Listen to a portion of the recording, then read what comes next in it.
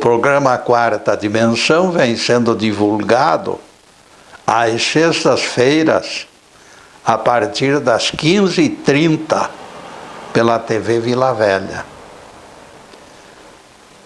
Certo dia, lá no ano 2017, eu cheguei apressado na TVM, onde tinha programa.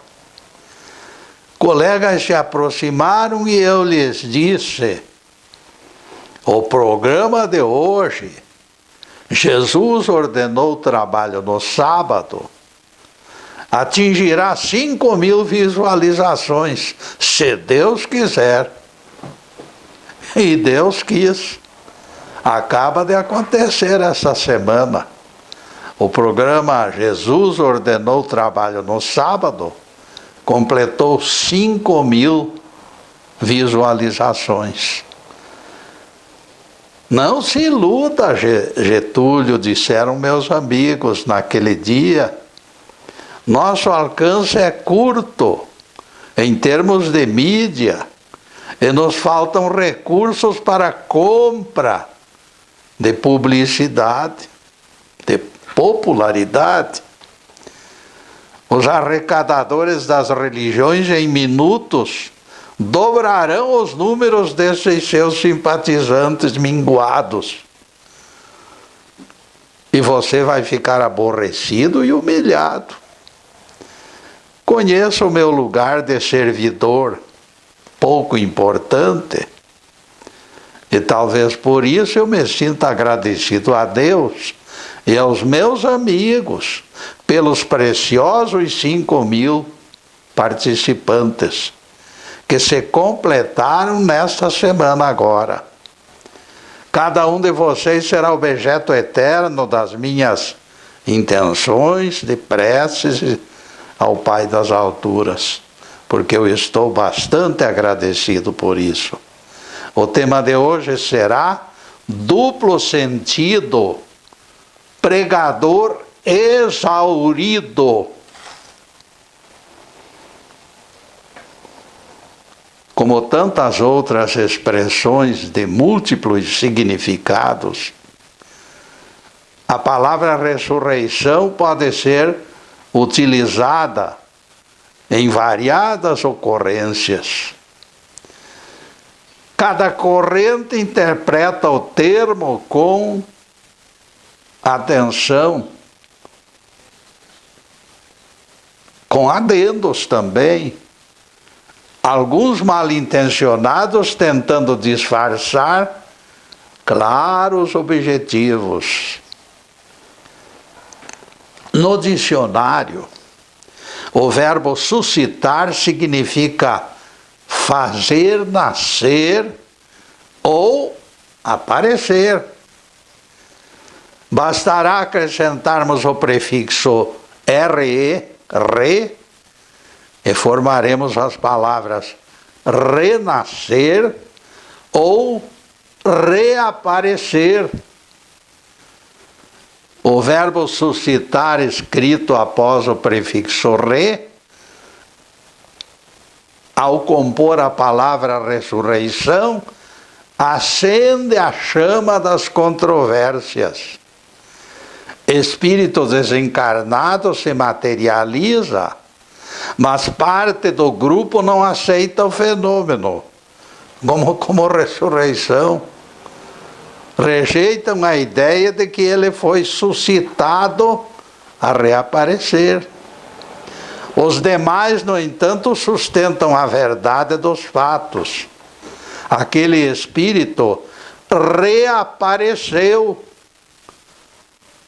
ressurgiu ou ressuscitou. É tudo a mesma coisa.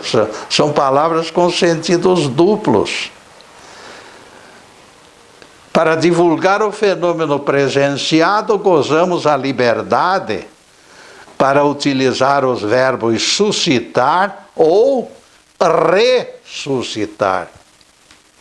Reaparecer, ressurgir ou ressuscitar não violam regras gramaticais. Este espírito pode se apresentar com características do personagem que viveu quando encarnado. Seu corpo, todavia, se encontra sepultado, se decompondo. E nada tem a ver com esta aparição. O que reaparece ou ressuscita aqui ou acolá é tão somente o espírito. Percebam que, quando faço tal afirmação, não me afasto das páginas da Bíblia. Moisés e Elias já eram desencarnados quando reapareceram diante de Jesus. Mas para Pedro, para Tiago e para João, no Monte da Transfiguração, vocês encontram no Evangelho. O Evangelho mostra Moisés e Elias ao vivo e a cores, para ninguém botar defeitos. O apóstolo Pedro sugeriu a armação de tendas para agasalhá-los. Tão forte foi a impressão de que aquilo era realmente algo presente. Se queres, farei 3 tendas, disse Pedro a Jesus. Uma delas para ti, outra para Moisés e outra para Elias. Está lá em Mateus 17, versículo 3. Atribuímos a sugestão de Pedro ao nervosismo. Ele estava no auge do nervosismo. Pedro estava perplexo, sem compreender como Elias e Moisés fugiram do cemitério. Como se fosse o corpo que apareceu para eles. Não tem nada a ver. Hoje podemos dizer, com base no dicionário, que Moisés e Elias ressuscitaram. Eles foram suscitados a reaparecer. O registro no Evangelho da aparição de Moisés e Elias virou pedra no sapato dos teólogos. Tentando tapar sol com peneira, eles fabricaram solução esdrúxula. A teoria deles aponta Moisés e Elias hospedados por antecipação da morada divina. Eles já viviam no céu. Diferentemente dos demais falecidos, Deus fez acepção de pessoas, permitindo que Moisés e Elias subissem diretamente, como foguetes. A confusão destas figurinhas é tamanha que eles montam seus esquemas esdrúxulos e eles mesmos se encarregam de desmoralizá-los.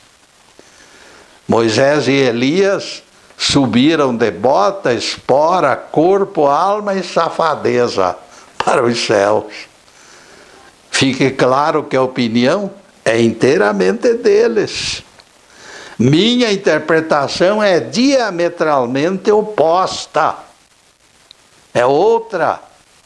Jesus também mostrou discordância quando disse: ninguém subiu ao céu, senão aquele que desceu do céu, a saber, o Filho do Homem. Palavras de Jesus em João 3, versículo 13. Se Jesus disse que ninguém subira aos céus, como aceitaremos que Moisés e Elias estivessem lá antes de Jesus? Pelo menos até aquele momento tal coisa não acontecera com alma nenhuma. Ninguém mais subira ao céu, ninguém mais gozara daquele privilégio. Alguém poderá perguntar: afinal, Getúlio, onde estiveram Moisés e Elias? Como explicar o carro de fogo que levou Elias para o céu? Como você explica?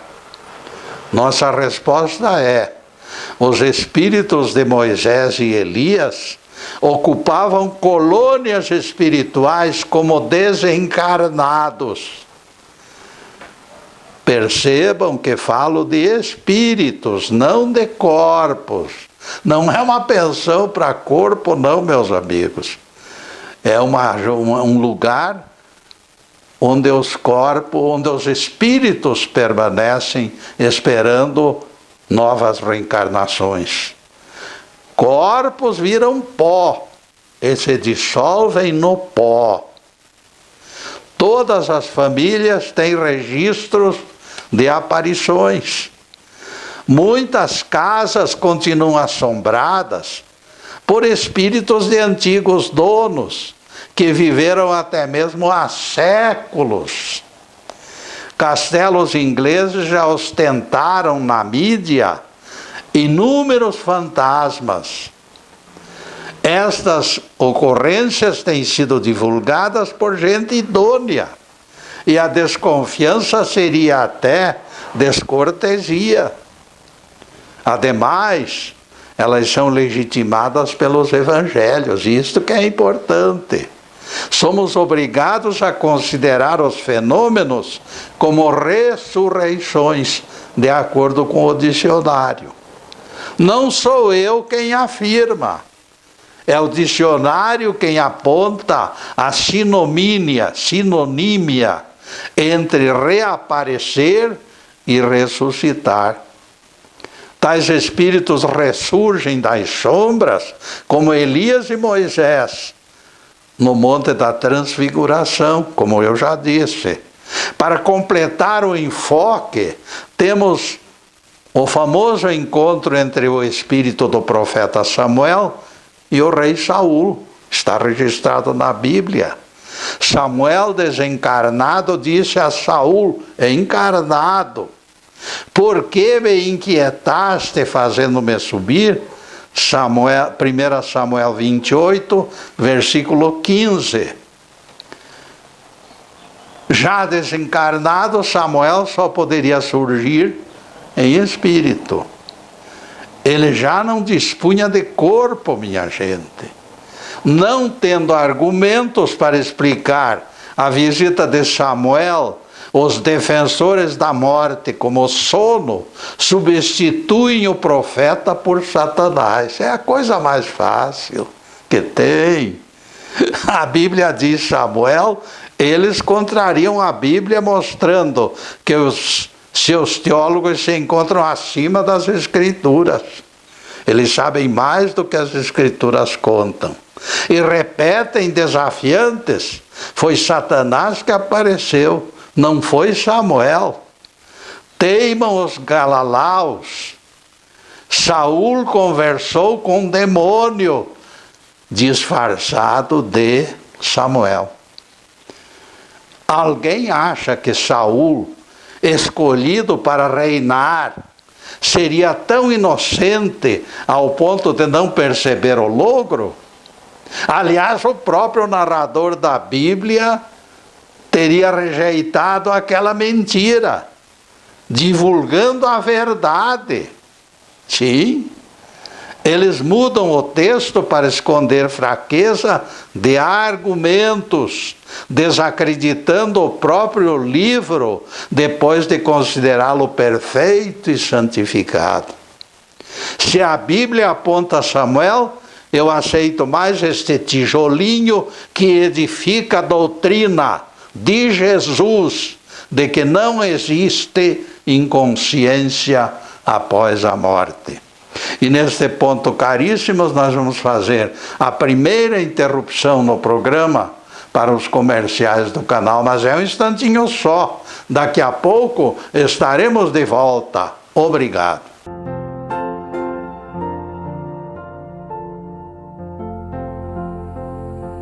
Estamos no segundo bloco do programa Quarta Dimensão. Por gentileza de bons amigos, nosso site se encontra na telinha. E ninguém esqueça, as centenas de palestras no YouTube e no Facebook Live TV PG. Por favor, nos ajudem na divulgação destes trabalhos. Dentre nossas palestras, Jesus ordenou o trabalho no sábado. É campeã de visualizações em nosso campo aqui. Não deixe de assisti-la você também, para nos prestigiar. Valerá a pena tomar conhecimento das revelações inéditas que lhes oferecemos sobre os 10 mandamentos. É um assunto muito importante. O programa Quarta Dimensão é gravado nos estúdios Fernando Martins e transmitido ao vivo pelo Facebook Live TV Ponta Grossa. Agradecemos ao Fernando e ao Zube pela cooperação inestimável que nos tem trazido legião de novos amigos. E agora a continuação do tema: duplo sentido, pregador exaurido. O duplo sentido das palavras tem produzido confusão, amigos. Neste particular, as contradições geram descontentes e desencontros também. Vamos analisar 2 textos do apóstolo Paulo.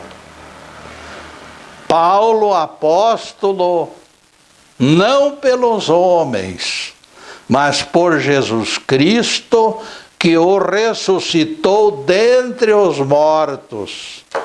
Gálatas 1, versículo 1. Anotem que, neste primeiro trecho, Paulo se declara ressuscitado dentre os mortos. No segundo texto, ao contrário, ele manifesta incerteza de que alcançar a ressurreição. Vejam só. Mas se ele já afirmou anteriormente que Jesus o ressuscitara dentre os mortos, qual o motivo da dúvida? Percebam suas palavras, para ver se de algum modo conseguirei chegar à ressurreição dos mortos. Escreve Paulo em Filipenses 3, versículos 11 e 12.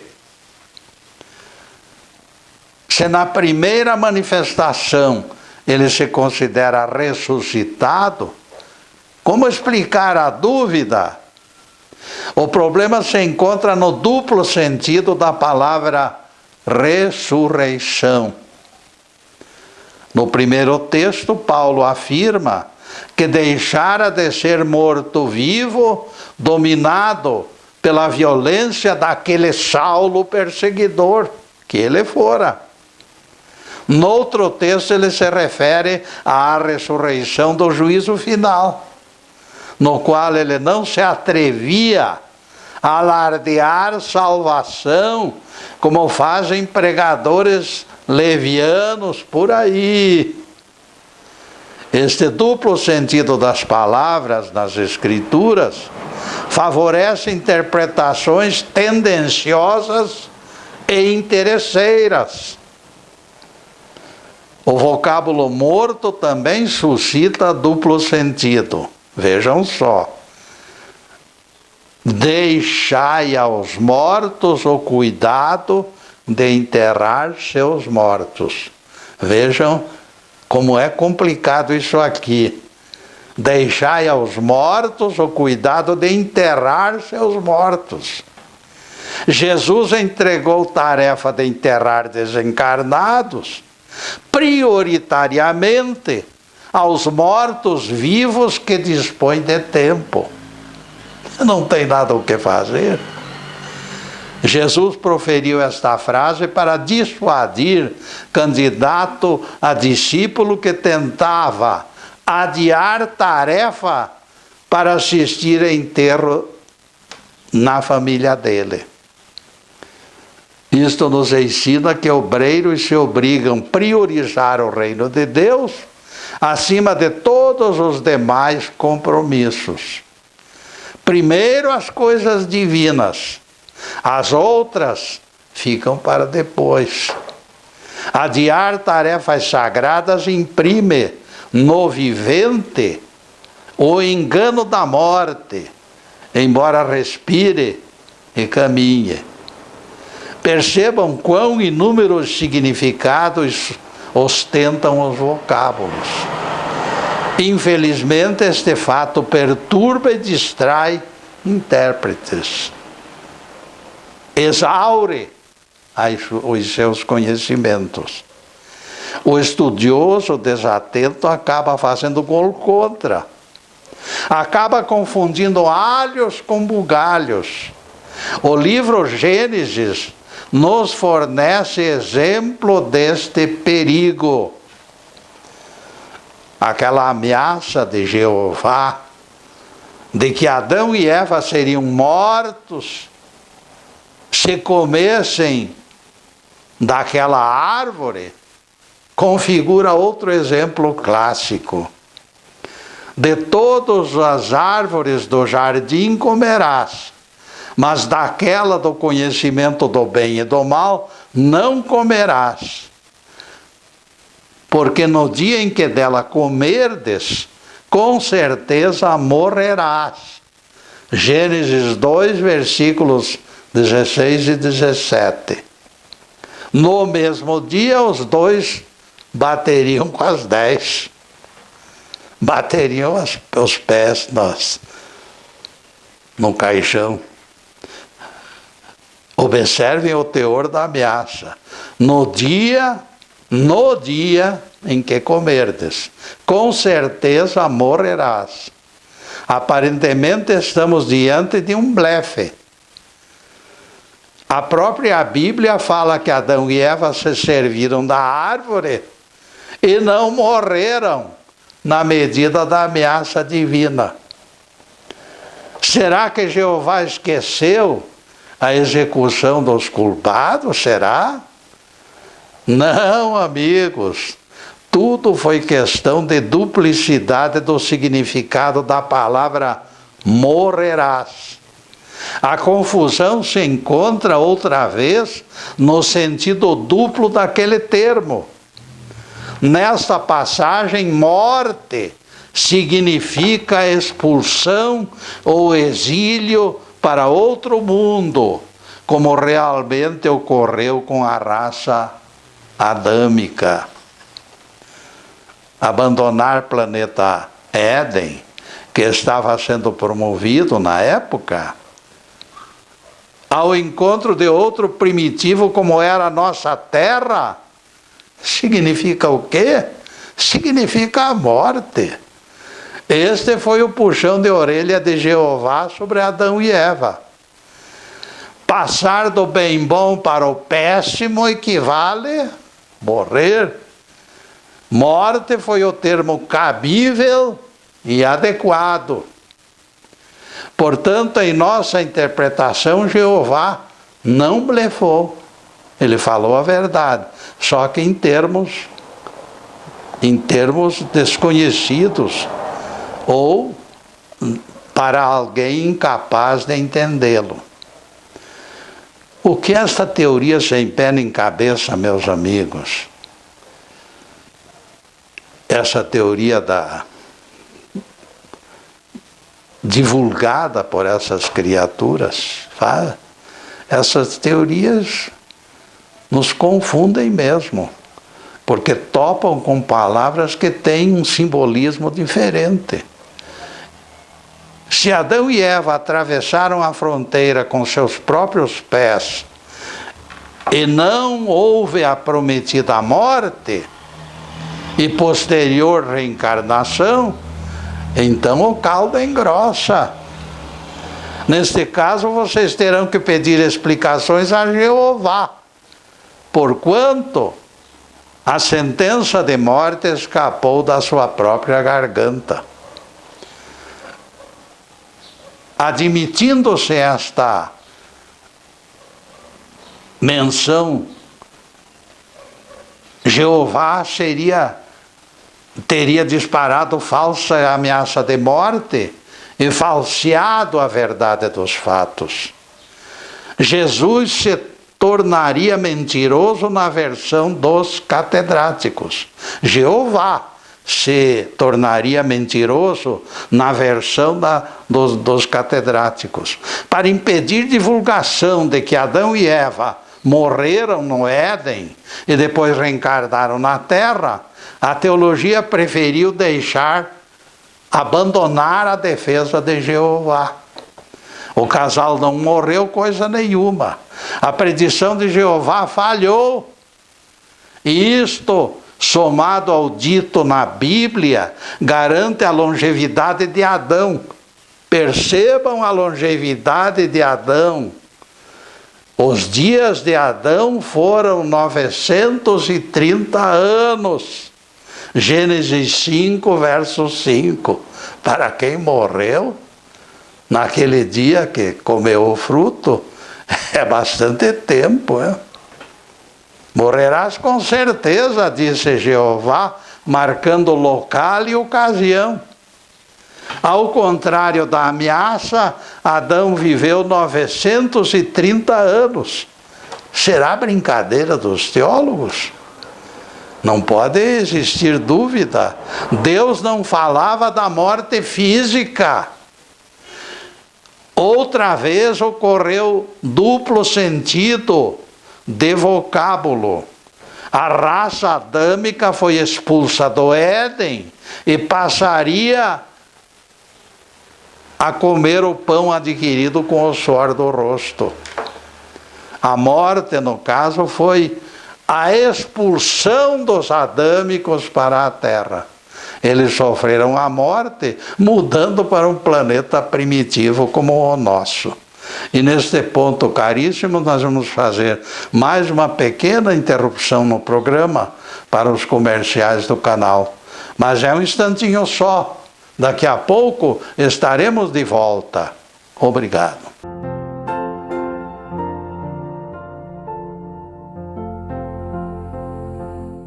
Atingimos o terceiro bloco do programa Quarta Dimensão.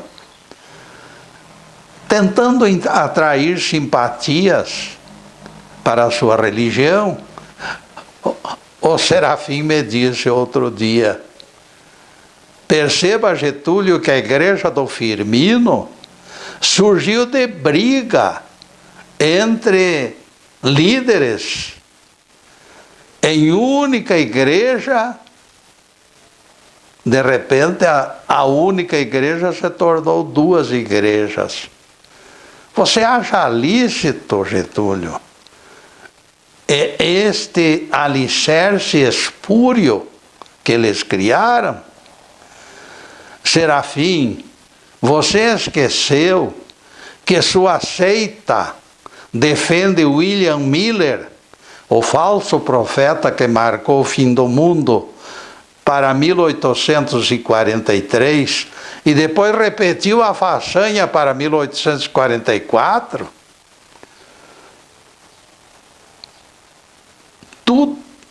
Tudo será uma coisa criada pelas religiões, meus amigos.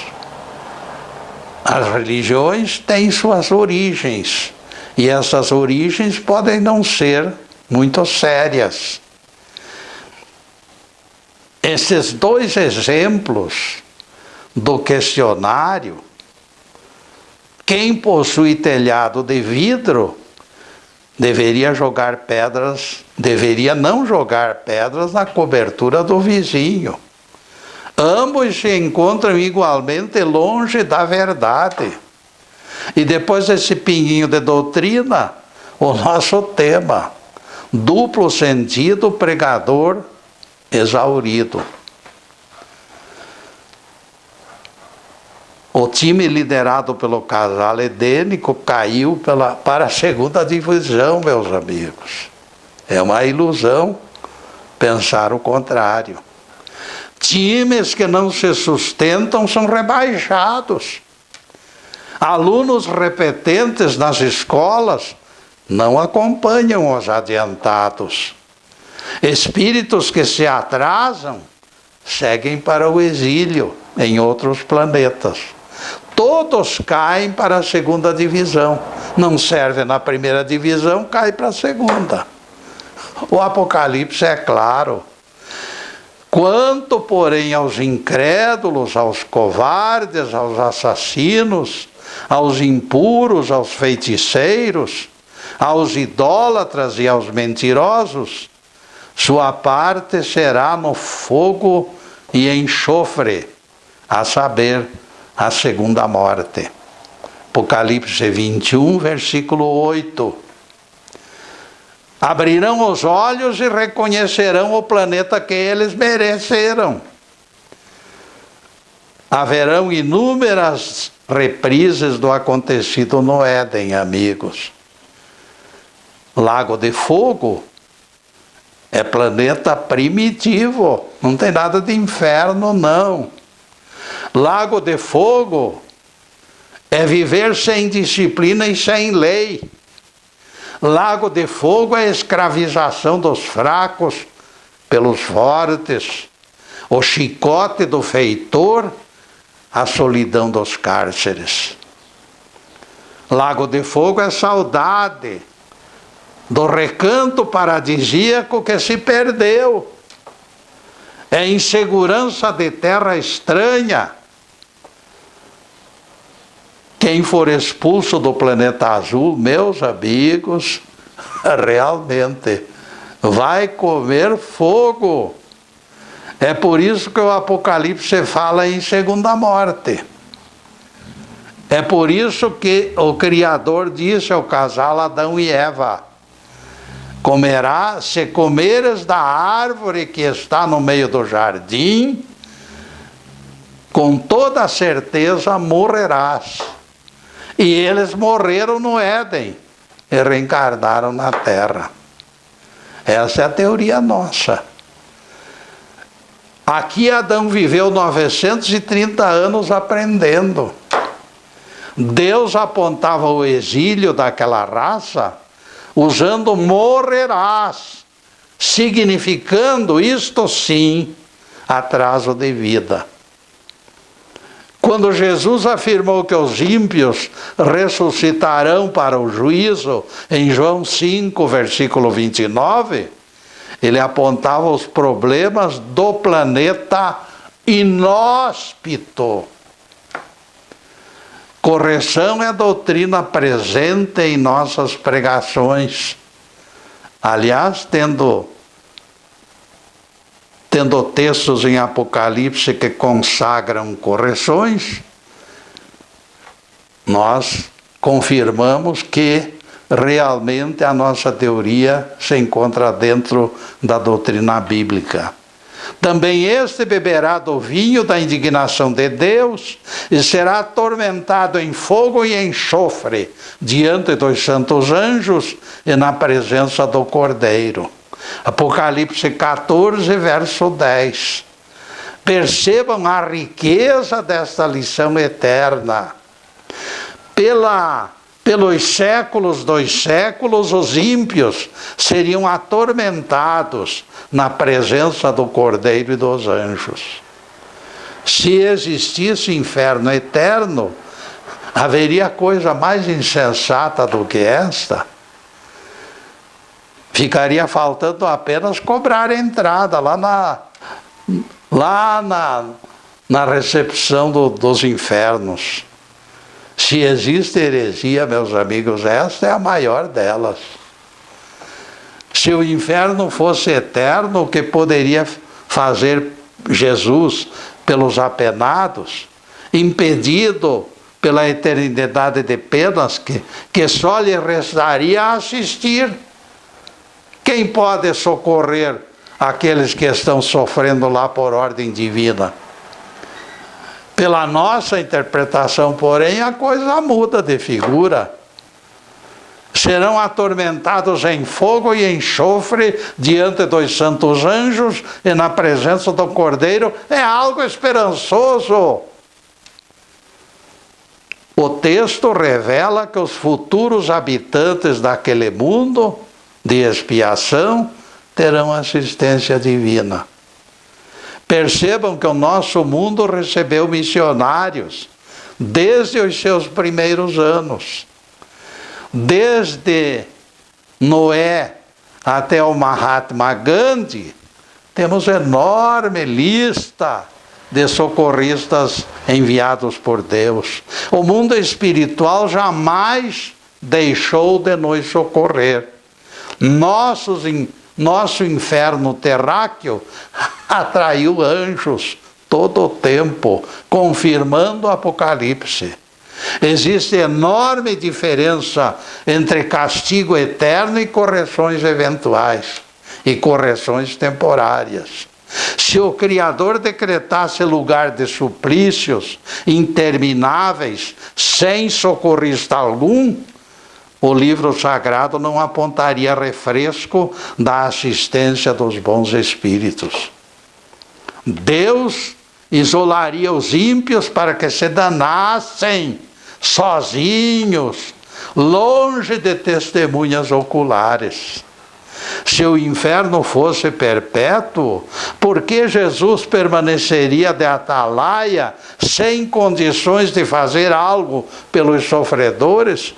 Castigo eterno não permitiria socorro. Explicado que o inferno é temporário, localizado em outro planeta, a coisa muda completamente de figura. Neste caso, a esperança torna-se a chave do segredo. Mesmo nos períodos mais violentos da humanidade, o Cristo e os santos anjos têm assistido nossa evolução. Este é o sentido de Apocalipse. Assistência não para gozar da cara dos apenados, mas para socorrê-los. Este, meus amigos, é o Deus de amor do Evangelho do Perdão. O bom pastor deixa 999 ovelhas no redil e vai ao encontro daquela que se perdeu. Jesus e os santos anjos não estão sentados numa nuvem, gozando a nossa cara pecadora, não. No inferno temporário da terra, na aproximação do juízo final, as forças divinas nos assistem e nos socorrem. Os espíritos superiores apresentam toda a reivindicação a Deus e apressam o nosso aprendizado. Temos falado na dança dos espíritos, de planeta em planeta, e talvez alguém tenha dúvida sobre a participação dele. Minha resposta é negativa. Na ressurreição, o corpo não participa, com apenas única exceção, que alhures nós explicaremos, não hoje. O corpo é pó e ao pó voltará. Hoje é o que podemos lhes dizer. Agradecemos a valiosa ajuda do corpo e quando chegar a hora, permitamos que ele descanse na poeira dos séculos. O corpo merece este refresco. E neste ponto caríssimo, nós vamos fazer mais uma pequena interrupção no programa para os comerciais do canal, mas é um instantinho só. Daqui a pouco estaremos de volta. Obrigado.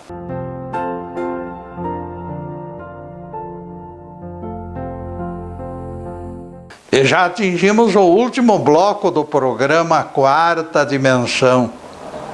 O tempo passou rápido como foguete. E coloquem na agenda. Sexta-feira é nosso dia de encontro. A partir das 15h30 das sextas-feiras, sempre estaremos na TV Vila Velha, ao vivo e a cores. Na próxima sexta-feira focalizaremos outro tema ligado à Bíblia e especialmente aos Evangelhos. Em seguida, aos últimos questionamentos sobre o assunto de hoje, duplo sentido, pregador exaurido. E a ressurreição de Lázaro? Perguntará alguém, ela terá ocorrido somente em espírito? Opa! A ressurreição de Lázaro, meu amigo, foi acontecimento especial. Lázaro nasceu missionário para ressaltar a obra de Jesus. Ele permaneceu sepultado durante 4 dias para ensejar o fantástico prodígio. O alto grau de descrença humana exigia lastro excedente que garantisse aceitação 100%. Tornava-se indispensável varrer desconfianças, realizando algo maravilhoso fora das leis naturais. De longe o Nazareno velou pelo corpo do amigo, afastando a poluição. O Evangelho de João 11, versos 3 e 4, nos revela: as irmãs de Lázaro mandaram dizer a Jesus: está enfermo aquele que amas. Prestem atenção na resposta do Mestre, porque aqui se encontra muita coisa velada.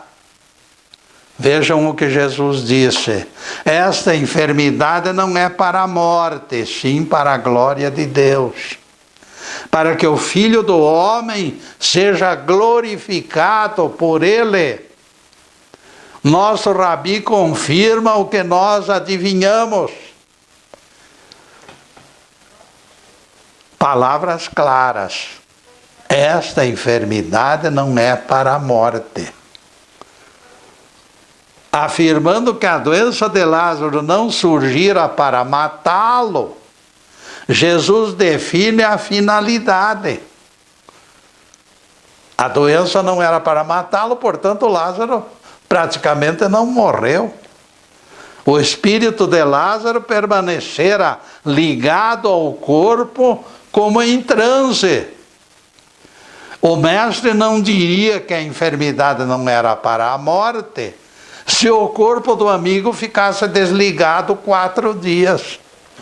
Ele teria morrido, contrariando a palavra do Cristo.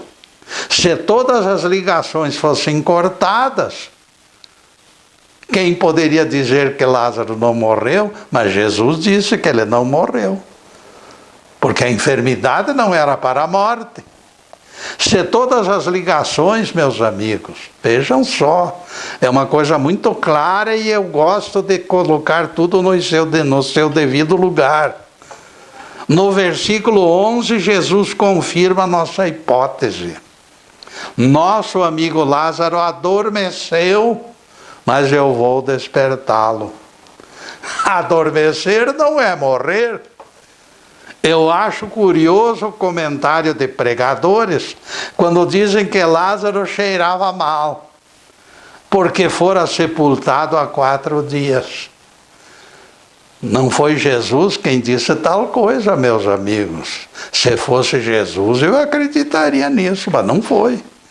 Conjetura de Marta, baseado nos 4 dias de sepultamento, não significa que cheirasse mal. Garanto que ninguém sentiu bafo de coisa mortífera. Jesus afastou impurezas do corpo de Lázaro, de longe.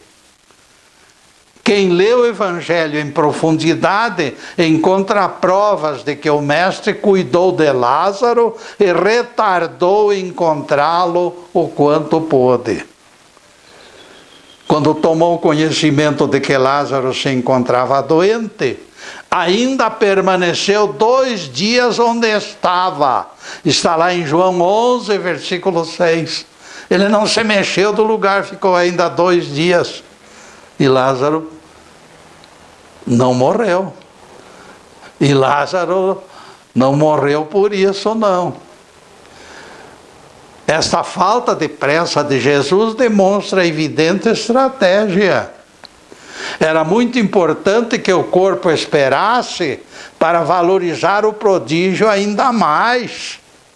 Lázaro é, portanto, meus amigos, um caso especial.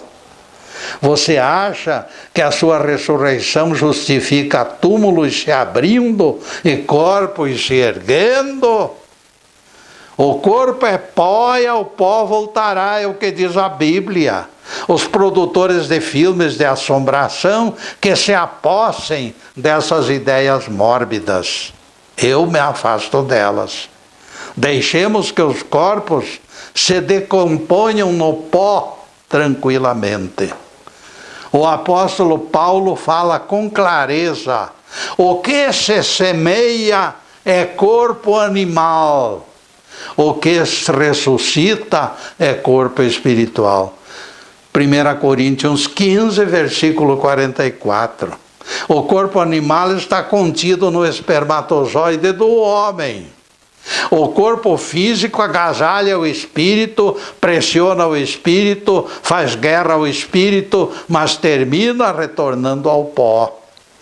Jesus disse a Nicodemos: o que é nascido da carne é carne, o que nasce do espírito é espírito. João 3, verso 6. Quem não nascer da água e do espírito não pode entrar no reino de Deus. João 3, versículo 5. A água foi trazida como símbolo do corpo, porque 80% do corpo é água. Tales de Mileto, já no seu tempo, apontava na água a expressão da vida. O corpo, constituído essencialmente de água, só podia ter na água o seu símbolo. Apontando o nascimento pela matéria e pelo espírito, Jesus não terá encarecido a presença do corpo, Getúlio? Perguntará alguém curioso. Sem dúvida nenhuma, este foi o sentido das palavras de Jesus. Ninguém progride sem análise das reações dos apetites do corpo de carne. Somente a parte física oferece medidores da nossa gula, da nossa sensualidade e da nossa capacidade de resistir às tentações. Quem não nascer da água e do Espírito, portanto, não entrará no reino de Deus. João 3, verso 5. E isto de evolução no purgatório é balela. A água é aquela parte vulnerável da nossa personalidade que está sujeita aos apetites. É símbolo da matéria física que nos cabe vencer.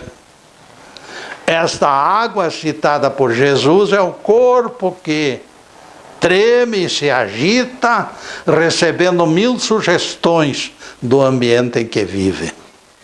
Para definir o espírito, ao contrário, Jesus apontou o vento na sua trajetória imprevisível.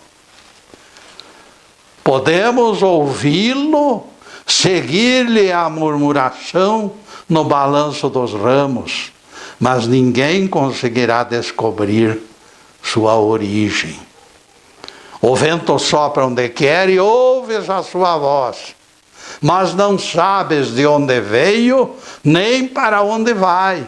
Assim é todo aquele que é nascido do Espírito.